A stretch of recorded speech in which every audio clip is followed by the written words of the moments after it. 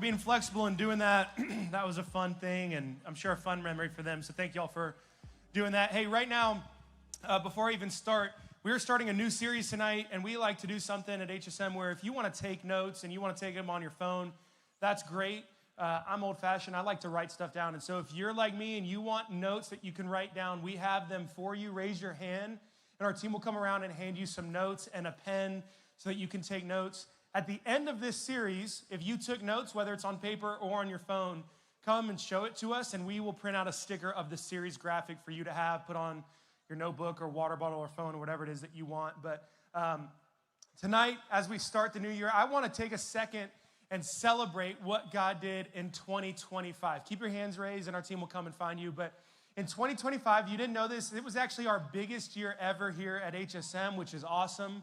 We saw 1,547 students come to HSM in 2025. That's over 1,500 people, that's right.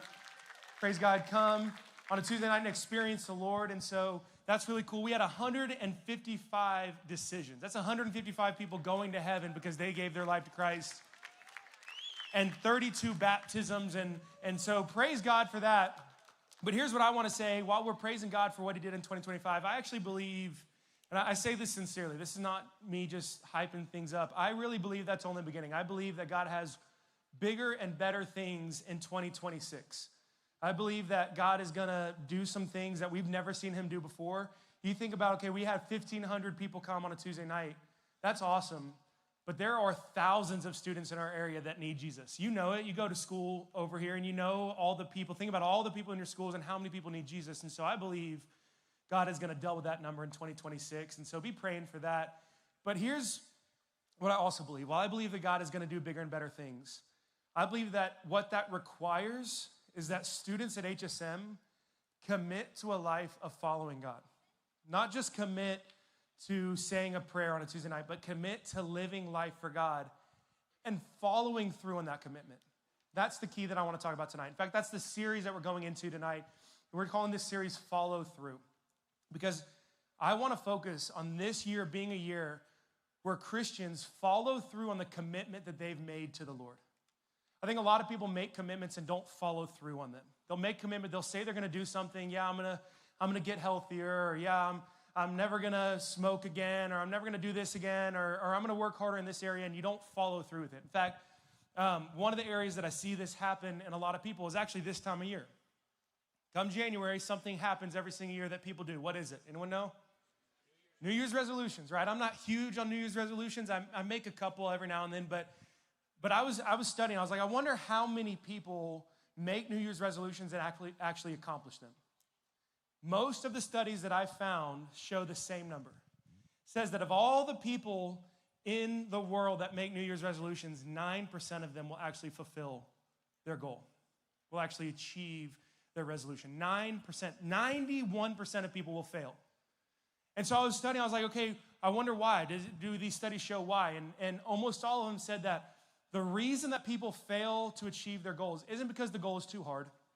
It isn't because people are incapable of doing it. The reason that most people fail is simply they give up on it. In fact, the wording that they used is the wording for this series, is that most people won't follow through. Look at this quote. 92% of adults will not follow through on a resolution. It's not uncommon for people to lose the excitement that they had early in January. This is a major reason for people to lose sight of their initial resolution. The main reason that people don't accomplish their resolutions is because they don't follow through with it. They'll say they're going to do something and then they quit. In fact, this is not a new revelation. This is not a new discovery. This is well known. There's literally a day called Quitter's Day. It's called Quitter's Day or Quitting Day. It's funny, Adeline pointed this out to me. Planet Fitness does something interesting this year. Planet Fitness made a deal. They say, hey, if you make a new membership, if you start a membership at Planet Fitness this year, we won't charge your card until January 17th. Anyone want to know why they do that? Because quitting day is the second Friday in January. Most people will quit their New Year's resolutions by the second Friday of January. That's why Planet Fitness is like, we won't even charge you for the first 2 weeks because we don't believe you're going to do it. It's pretty smart marketing. But most people will quit their New Year's resolution by the second week. But even then, you go beyond then, 9% of people will accomplish their goal. It's crazy. And it's because they simply just don't follow through. They lose motivation. They make commitment, but they don't follow through on it. By the way, this goes way beyond resolutions. This goes into everything. This actually goes into teenagers setting goals for themselves.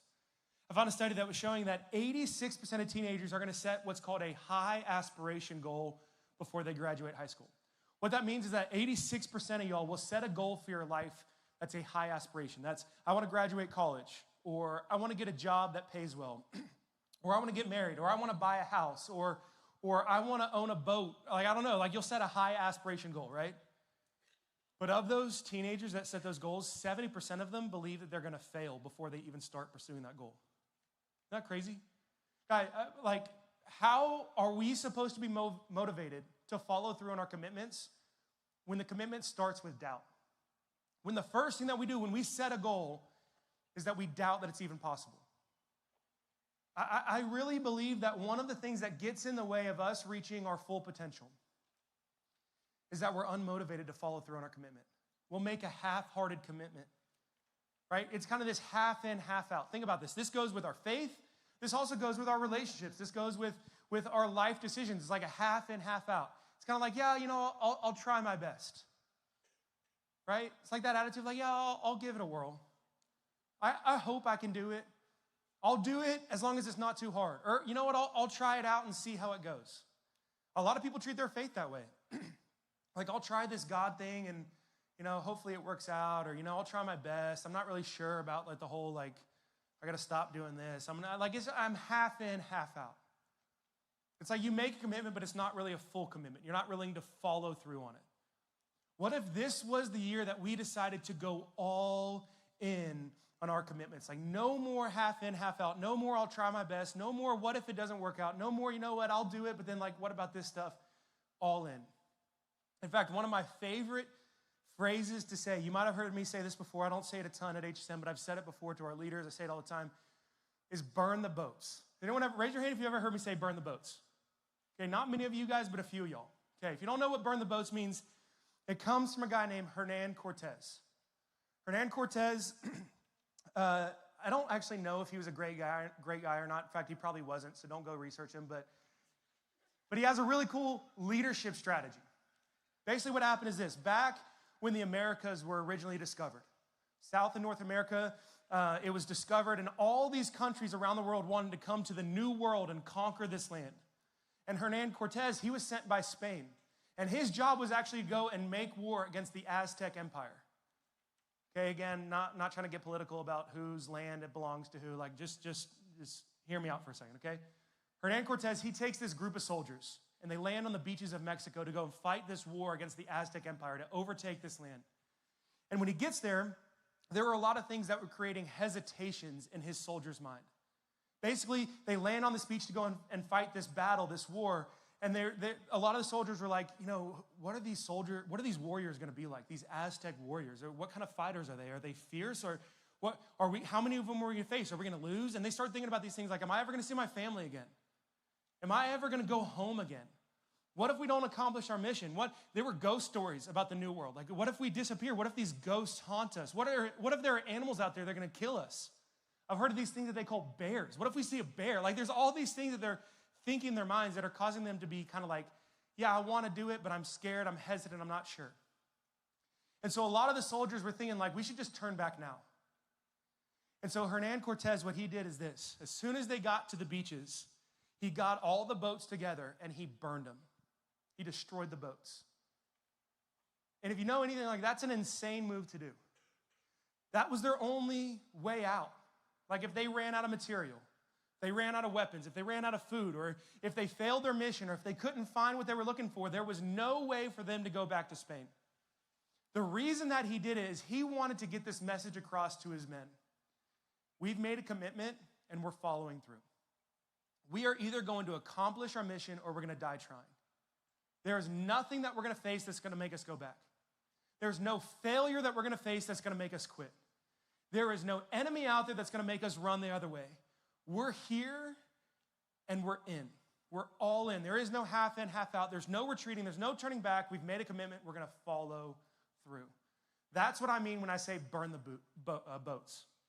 Burn the boots. No, burn the boats. Go all in. Follow through on your commitments. Does that make sense? So 2026, here's my challenge. This is the year that we burn the boats. This is the year that you look at your faith and you say, you know what, I've made a commitment to my God. I'm going all in. I'm not turning back. I'm not looking back to my old life. I think too many Christians do that. Too many Christians make a commitment to God. They're like, yeah, I'm going to do this Christian thing, but like I miss my old life. They're like, yeah, I'm a Christian, but like I'm not going to change the way that I talk. They're like, yeah, I'm a Christian, but like, and you're like looking back or you're thinking about this stuff or like, I'm not really willing to fully commit. No, this is the year that we fully commit. We burn the boats. We say, I'm all in. I'm all in. In fact, I've heard it say this before. There's a guy named Chris Hodges who said this. He said, Satan doesn't like when you become a Christian, but he doesn't really hate it. What he hates is when you become an all-in Christian. What he means is this. Yeah, it's like Satan doesn't love when you become a Christian, but it's only one person. No big deal. But when you become an all-in Christian, that changes things. That's when you start living to your full potential. That's when you start living filled with the Holy Spirit. That's when you start taking other people with you. Think about it. Satan's like one person. They're not even all in, whatever. They're not even going to live for the Lord. They might go to heaven, but their life's going to be miserable because they're not living following God's plan for their life. But oh my gosh, they're an all-in Christian. Now they're protected. Now they're living under God's control. Now they have joy that I can't touch and peace that I can't trust. And now they're going to start talking about this Jesus.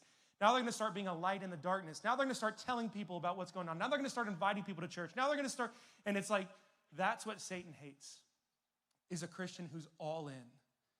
So what if this was the year that you became a Christian that was all in, that burned the boat, said, I'm not turning back, I'm doing everything I can to follow God? Man, I think we'd see a change.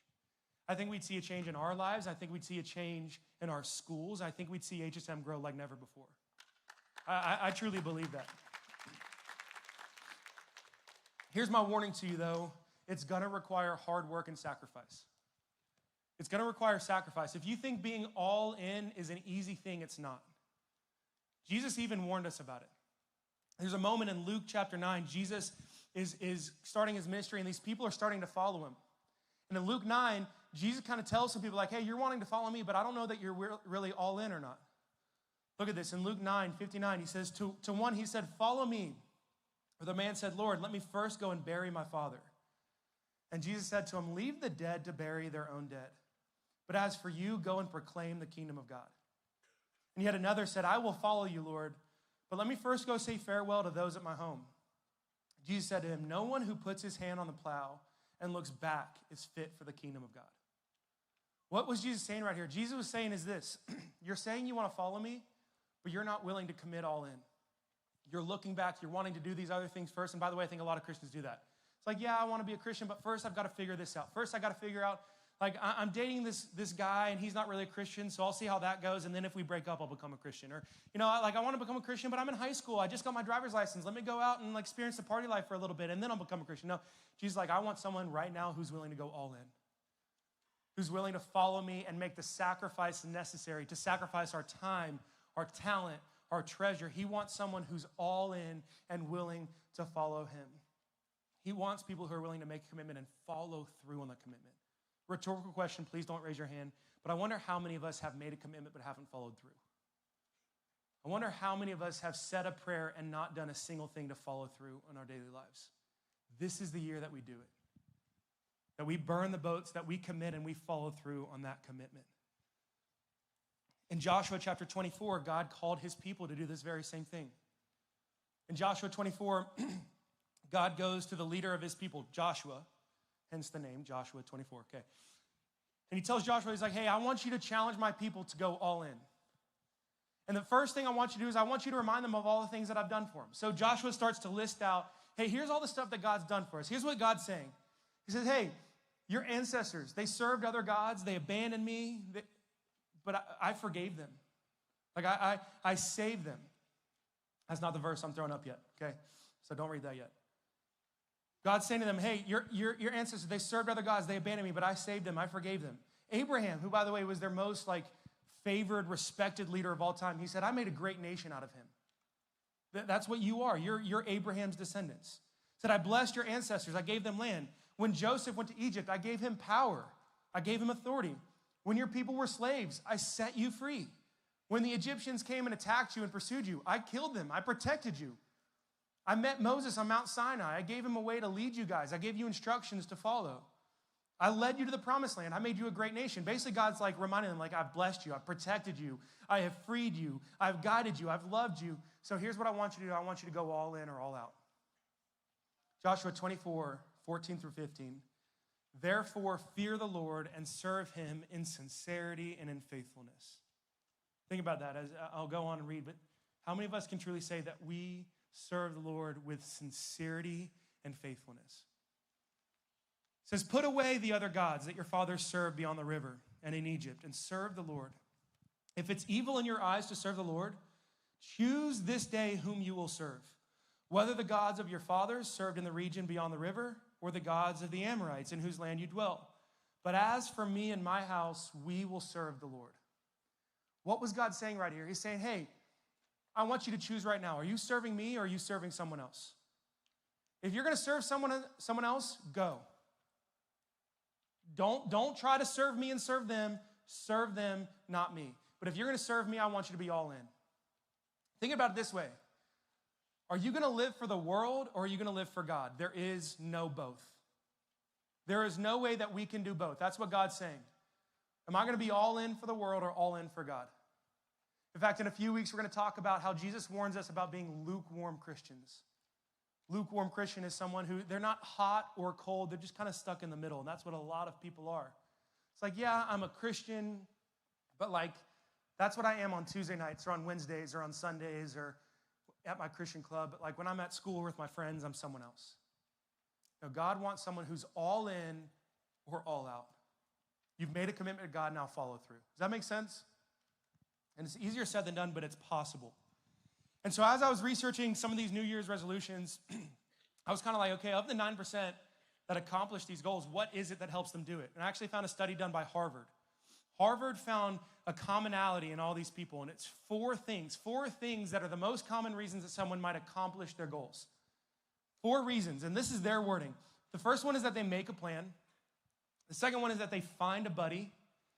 The third one is that they celebrate milestones. The fourth one is that they know when to pivot. That's Harvard's wording, not mine. Make a plan, find a buddy, celebrate milestones, and know when to pivot. And so that's what I want to talk about tonight is how can we go all in with the Lord? How can we follow through on our commitments? And the first one is right there is to go all in on your plan. To go all in on your plan, to make a plan to go all in. Here, I want you to think about this. Take your time and think about this. Okay, what's my plan in the new year? Yes, it can be about resolutions and goals and fitness and all that stuff, but I'm more talking about with your faith.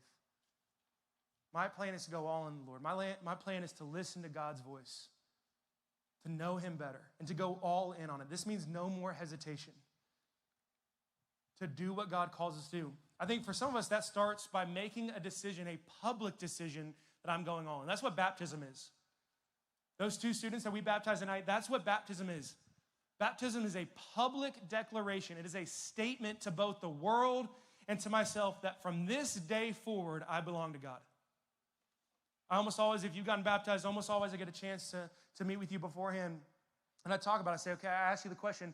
If someone asks you tomorrow, why did you get baptized? What are you going to say? And this is normally what I'll say is the reason I got baptized is I wanted to publicly declare that from this day forward, I'm God's. This is a turning point in my life. I don't expect you to be perfect from this moment forward, but I expect from this moment forward that you do everything in your might to live for him. To say no to the world's way, to say no to the old ways, but to say yes to God. I think some people need to do that. By the way, that's the thing that Jesus called us to do once we were saved, is to get baptized. I think a lot of people say a prayer and they never make that next step. How are you supposed to go all in with God if you're not even willing to do the very first step that he called us to do after we're saved? I think some people tonight need to make a decision. I'm getting baptized. That's why actually we planned this. We planned this a while ago, that the second week of 2026, we're going to have a baptism night. So next week at HSM, we're going to make sure that tank is full. Okay, I promise you it's going to be heated, it's going to be clean, it's going to be perfect. And we're going to have a night where we want students to get baptized. And so if you're here and you're thinking, you know what, I want this to be the year that I go all in.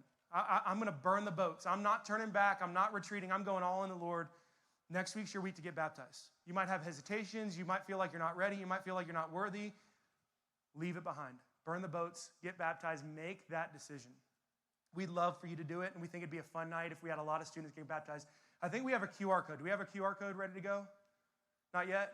Working on it? Okay, that's all right. If you want to get baptized, ask your leader tonight, and we'll make sure that you get signed up. But we want to make sure that next week is the week that you're getting baptized. We want to make sure that you make this commitment that from this moment forward, I'm living for God. How cool would it be if we had 20 students next week getting baptized? If we had students lined up and we had to extend worship because we had students saying, from this moment forward, I'm living for God. I'm going all in. Man, I think that would be cool. We got to go all in on our plan. I think we need to get rid of anything that's making us hesitate. When I say burn the boats, I want you to think about what are the boats in your life that you need to burn. What are the things in your life that are causing you to retreat? When you're like, you know what, I want to go all in for God, but I can't because of this. What are those things? For some of you, it's friends. And this is a hard topic because I love people. I'm a people pleaser. I love having all sorts of people in my life, but can I be honest with you? There are some people that we should not be spending the bulk of our time with. I understand, like, you go to schools and there are non-Christians all around you and your families, and there are people in your life that don't love the Lord. But maybe one of the things that's preventing you from going all in and following through in your commitment is that you're spending most of your time with the wrong people. I think it's time for you to find the right friends. Ask yourself this: are my friends bringing me closer to God or further from God? By the way, I'm going to give a little mini message within a message right here. If you're like, how do I do that though? How do I get rid of my bad friends? I'm going to go ahead and give you a couple tips. The first thing you need to do, don't focus on getting rid of bad friends. Focus on finding the right friends. That makes sense? I tell the same thing to people trying to overcome addiction. If you're trying to quit vaping, don't focus on stopping the vaping. Focus on, okay, what am I going to do instead when I have that urge? It's called replacement therapy, right? So if I have an urge for something, what am I going to do instead of that in that moment? If I have an urge, I need to go and do something. Back when I was fighting addiction and I had that urge, I had people that I would immediately call and say, I got to get out of the house, let's go do something. It didn't matter if it was 2 a.m. I remember one time in the middle of the night, 2 a.m., I started having an urge, and so I knocked on my roommate's door. I said, hey, you want to go to Waffle House? He said, let's do it. And we went to Waffle House. It was awesome, right? Find something to replace that. So in the same way, your friends, don't focus on, okay, I got to get rid of these friends. Instead, I've got to say, okay, I got to look for the right friends. That's the first thing, okay? Second thing I encourage you to do as you're doing that, set your principles. Here's what I mean. That's the wrong list. That's okay, though. Set your principles. Meaning when you're looking for the right friends, like, what are the things that I'm looking for? I'm looking for people that prioritize the Lord in their life. You might have some friends that are, like, okay with your faith, but do you have friends in your life that are helping you grow in your faith? That's what I would look for. Or I want to look for friends who do the right thing. Like, if you're struggling in school and you have friends that are cheating on stuff, guess what's going to probably start happening? You're probably going to start cheating. So instead, I want to find the friends that study hard that I can go and study hard with them. Right? Does that make sense? So find friends, get your principles straight of the things that I'm looking for and finding friends. Next, I don't think you need to have a breakup with your old friends. I think, son, this might be controversial, okay? I don't think I need to go and be like, Kai Noah, I'm not going to be your friend anymore. Like, that's just, like, that's going to cause drama, and that Kai Noah is probably going to be like, okay, I'll change. What can I do, you know? By the way, Kai Noah is an awesome dude. I'd be lucky to have him as a best friend. So I'm just using him as an example. But the point is, I don't think you need to have a breakup. Instead, start prioritizing the right relationships. And then as they start asking you, okay, why are you being distant, all this stuff? Be kind to them, be nice to them. You can still engage with them, still talk to them, all that stuff. But I would have an answer ready to go. If Kai Noah were to come up to be like, hey, man, why don't you hang out with us anymore? I would be honest with him. I'd be kind, but I'd be honest with him and say, to be honest with you, man, this year I'm really, really trying to grow in my faith with the Lord.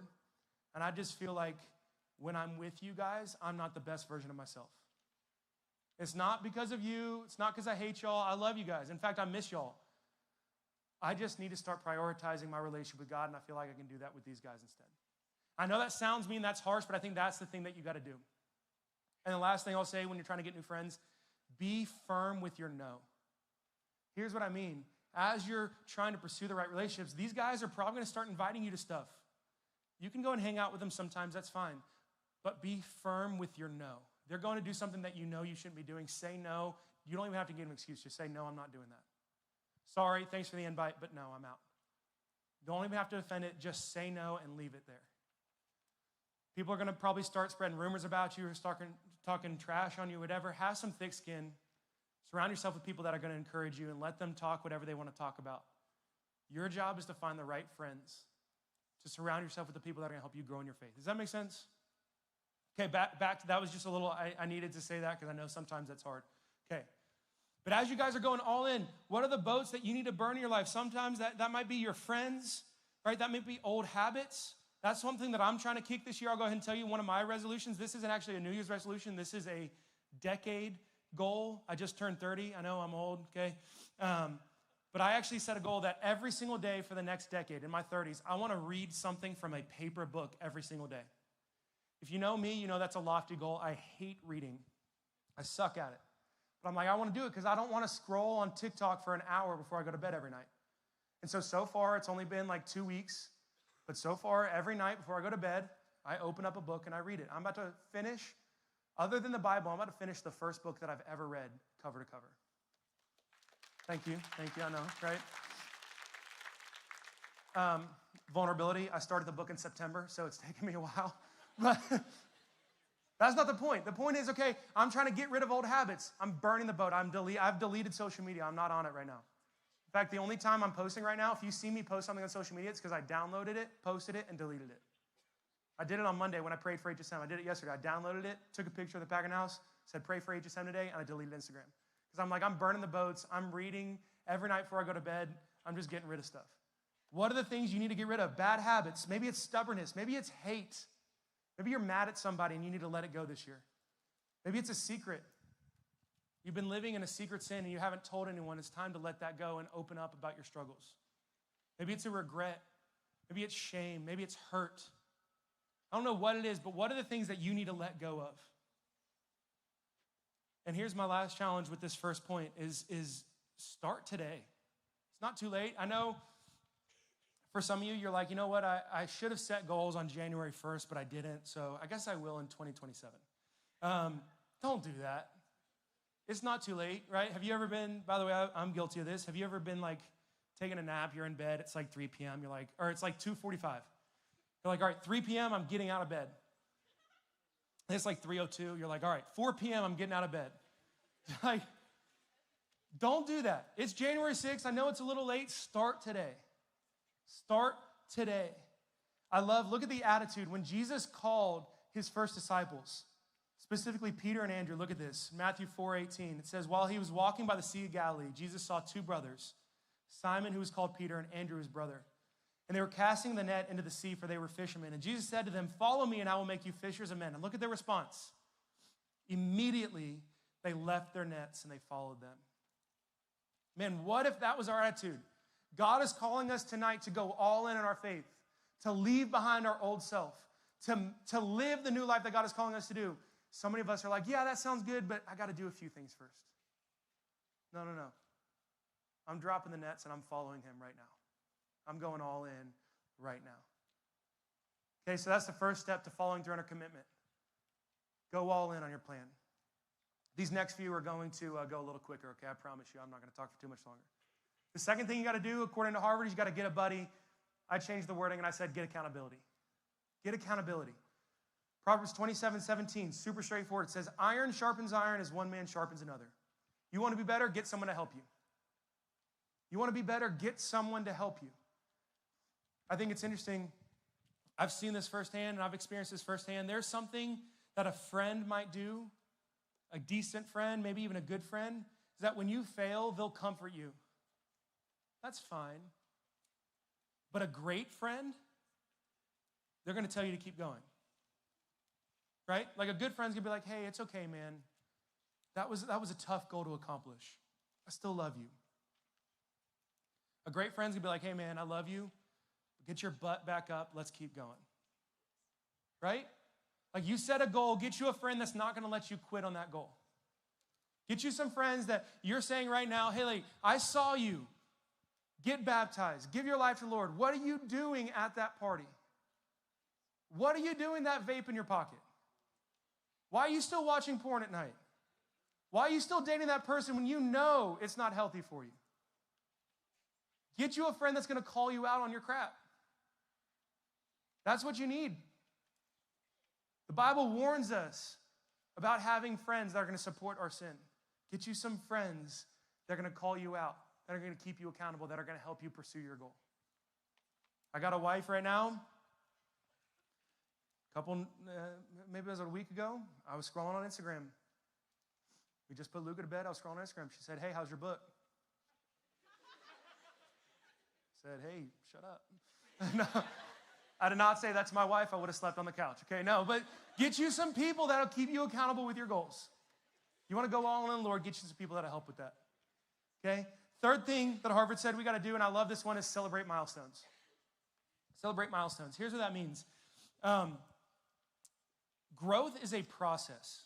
It's not something that's going to happen in one night. You can grow every single day, but you've got to look at your life and say, I'm going to try to get better. In fact, by the end of 2026, I want to have all these things accomplished.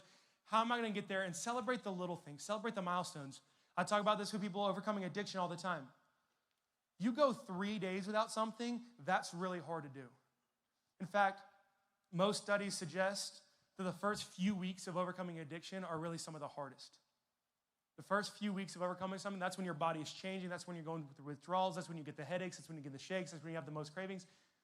So celebrate the little things. Celebrate the 3 days. Celebrate the week. Celebrate the 2 weeks.